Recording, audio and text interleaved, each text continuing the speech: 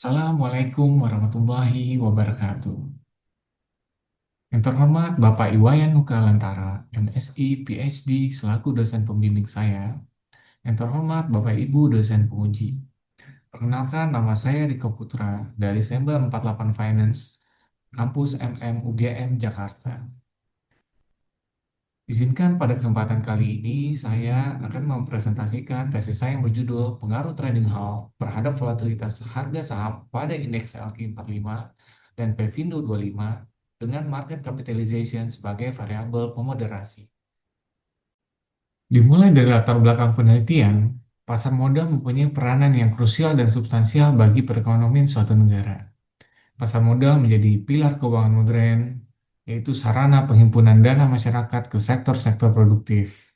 Kemudian juga pasar modal menjadi indikator ekonomi nasional yang mencerminkan pertumbuhan dan stabilitas ekonomi nasional. Tantangan utama di industri pasar modal adalah volatilitas harga saham.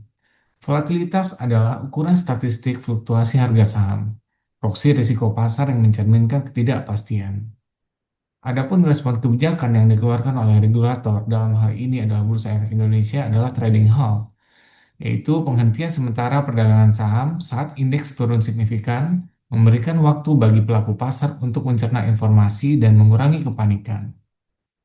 Kita bisa melihat dampak volatilitas yang tinggi atas harga saham, yaitu adalah ketidakpastian pergerakan harga saham menjadi meningkat. Kemudian juga membuat kepercayaan investor menurun atas prospek return investasi.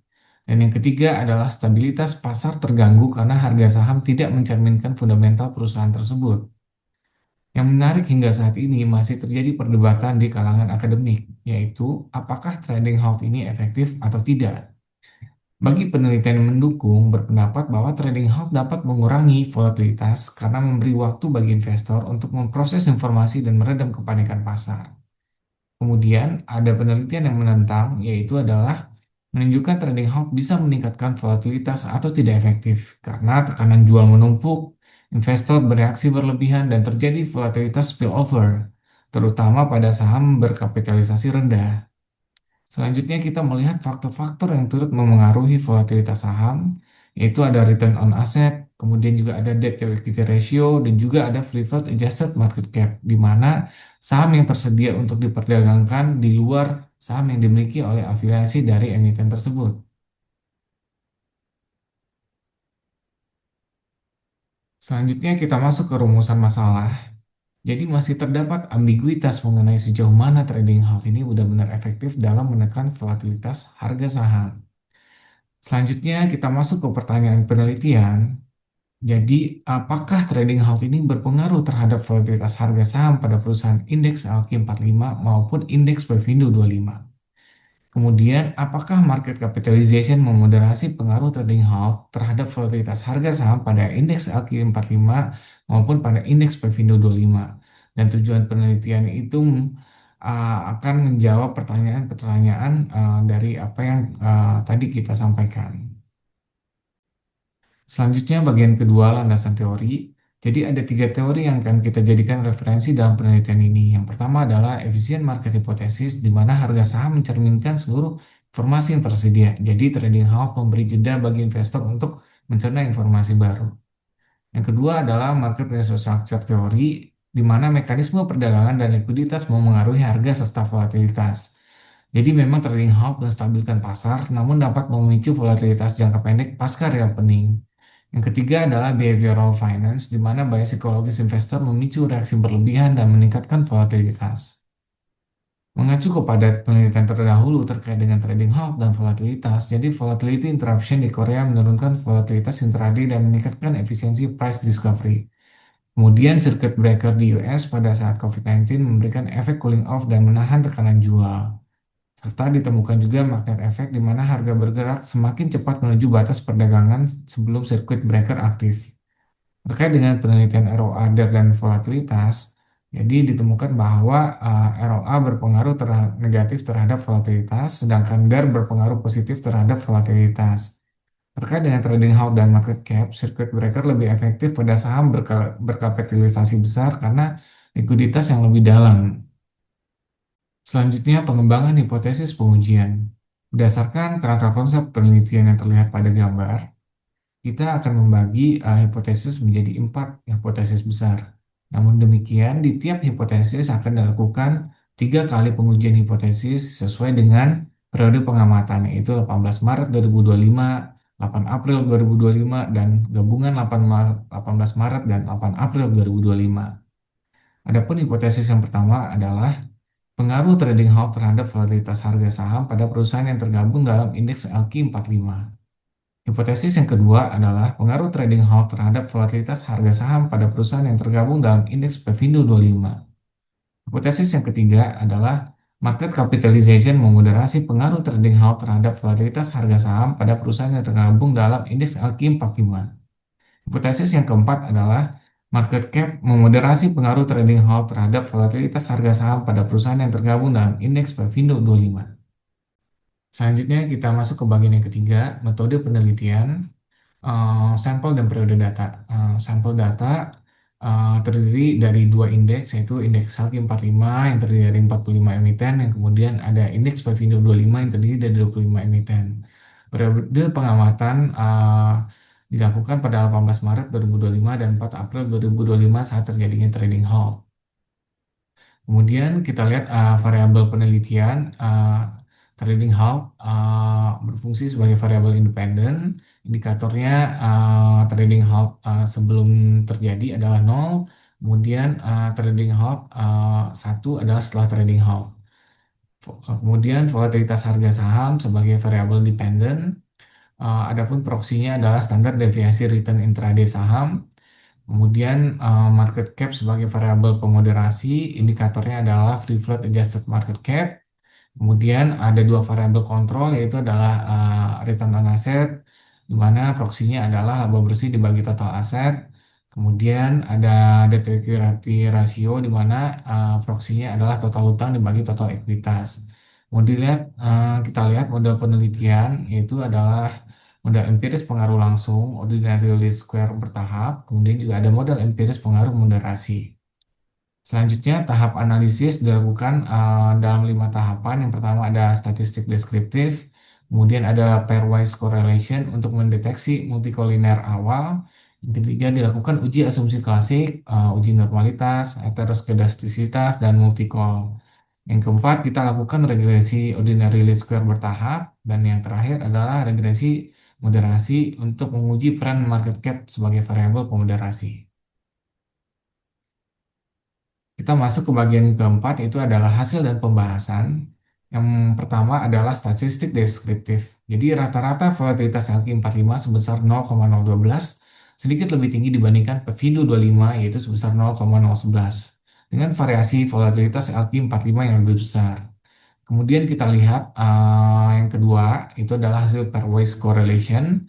Jadi dari hasil yang dilakukan tidak terlihat adanya multi-call yang berat antar variabel dependen pada saham LQ45 dan Pevindo 25. Karena semua koefisien korelasi antar variabel independen memiliki nilai moderat yang rendah, yaitu berada di bawah 0,3. Kemudian kita lakukan uji asumsi klasik. Yang pertama itu kita lakukan uji normalitas. Dari hasil yang data yang diuji, seluruh nilai p-value lebih besar dari 0,05, sehingga residual pada model penelitian saham kedua indeks dapat dinyatakan berdistribusi normal. Kemudian kita lakukan uji multi-call. Seluruh variabel independen memiliki nilai VIF yang rendah di bawah batas umum, yaitu 10.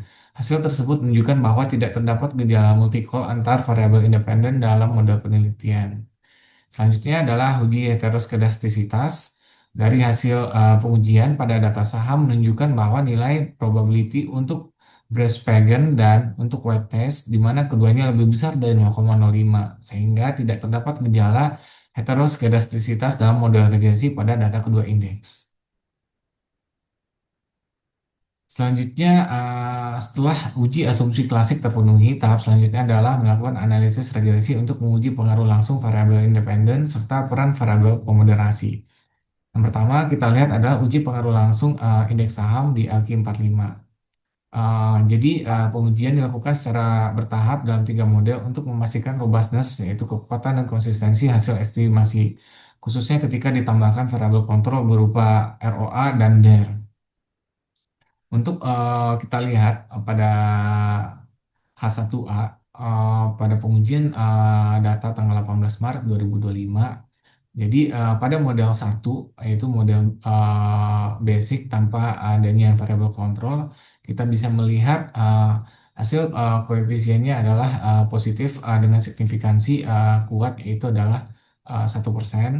Dan kemudian jika pada model kedua ditambahkan variable control ROA, tidak mengubah hasil secara signifikan. Begitupun juga ditambahkan variable control DER, hasilnya juga konsisten, yaitu berpengaruh positif dan signifikan terhadap volatilitas pada seluruh model. Hal ini juga terjadi pada 8 April 2025, namun pengaruhnya bersifat negatif. Jadi kalau kita lihat di model satu, di model 2 dan model 3, kita bisa melihat hasilnya semua signifikan pada level 1%, namun arahnya adalah negatif. Jadi pada tanggal ini kebijakan trading halt itu efektif meredam volatilitas. Kemudian kita lihat pada gabungan 18 Maret dan 8 April, trading halt berpengaruh positif dan signifikan secara agregat. Jadi temuan ini mengindikasikan bahwa trading halt pada saham LQ45 belum sepenuhnya efektif sebagai instrumen stabilisasi, karena dalam beberapa kondisi justru diikuti peningkatan volatilitas. Jadi dari ketiga hipotesis ini semuanya diterima. Kemudian kita melakukan uji pengaruh moderasi market cap pada saham LQ45.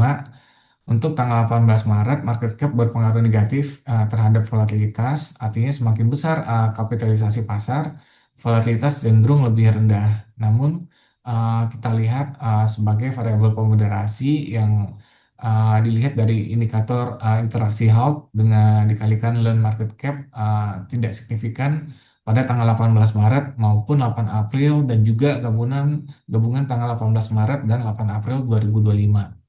Hasil ini menunjukkan bahwa saham LQ45 efektivitas trading halt dan memengaruhi volatilitas tidak bergantung pada besar kecilnya kapitalisasi pasar.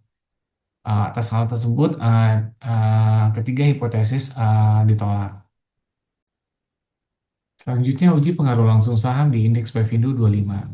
Dari periode pengamatan 18 Maret 2025, 8 April, dan gabungan 18 Maret dan 8 April 2025, trading halt berpengaruh positif dan signifikan di level 1% terhadap volatilitas saham Pevindo 25, sehingga kebijakan trading halt belum terbukti efektif meredam volatilitas. Selanjutnya, uji pengaruh moderasi market cap pada saham indeks Pevindo 25 dari periode pengamatan 18 Maret, 8 April, dan gabungan 18 Maret dan 8 April 2025. Dapatkan hasilnya adalah market cap tidak terbukti memoderasi pengaruh trading halt terhadap volatilitas saham Pevindo 25. Kemudian kita masuk ke pembahasan, yaitu trading halt memicu volatilitas, bukan meredam volatilitas. Kita bisa melihat adanya penumpukan informasi dan order imbalance. Saat halt terjadi, informasi tetap beredar namun tidak direspon melalui transaksi. Kemudian juga sentimen makro dan ketidakpastian. Jadi ketidakpastian geopolitik, pelemahan rupiah, dan tekanan ekonomi domestik menurunkan kepercayaan investor serta mendorong tekanan jual pasca halt. Kemudian kita juga lihat peran free float adjusted market cap tidak signifikan, tidak terbukti memoderasi hubungan trading halt dan volatilitas baik di LQ45 maupun Pevindo 25. Adapun kesimpulan pada penelitian ini adalah pengaruh trading halt tidak konsisten terhadap volatilitas saham pada indeks LQ45. Trading halt pada Pevindo 25 konsisten meningkatkan volatilitas. Kemudian market cap tidak memoderasi pengaruh trading halt pada LQ45 maupun Pevindo 25. Kemudian saran bagi peneliti selanjutnya adalah memperluas periode observasi, jumlah peristiwa, dan sampel saham agar hasil lebih dapat digeneralisasi. Kemudian juga membandingkan mekanisme index-based trading halt Bursa Efek Indonesia dengan volatility control mechanism pada bursa luar negeri. Saran bagi praktisi, BI disarankan mempertimbangkan penerapan VCM berbasis saham individual sebagai alternatif dari trading halt berbasis indeks. Demikian presentasi yang saya sampaikan. Atas perhatian dan kerjasama Bapak Ibu, kami ucapkan terima kasih. Assalamualaikum warahmatullahi wabarakatuh.